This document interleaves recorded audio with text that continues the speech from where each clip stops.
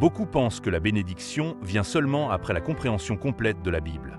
Pourtant, l'Écriture affirme clairement que la lecture elle-même est déjà une source de bénédiction.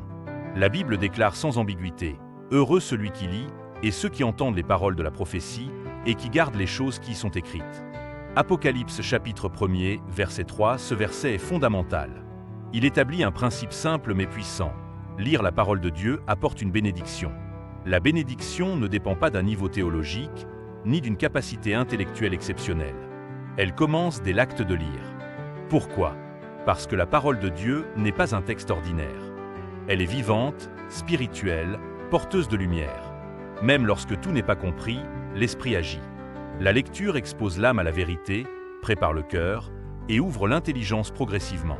La Bible confirme ce principe ailleurs. Ce livre de la loi ne s'éloignera point de ta bouche. Médite-le jour et nuit, car c'est alors que tu auras du succès dans tes entreprises. Josué chapitre 1 verset 8. Ici encore, la bénédiction est liée à la fréquentation régulière de la parole. Lire, méditer, revenir au texte, c'est un chemin de transformation. Lire la Bible, ce n'est donc pas seulement chercher de l'information. C'est se placer sous une influence spirituelle. C'est laisser la parole travailler en nous, même dans le silence. C'est recevoir une bénédiction avant même de tout comprendre. Bien sûr, comprendre et pratiquer viennent ensuite. Mais la lecture est la porte d'entrée. Elle nourrit la foi, affine la conscience et fortifie l'esprit.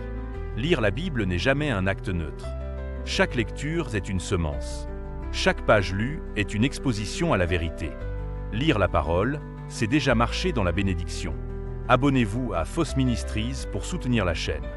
FOSS Ministries, parole révélée, lumière transmise.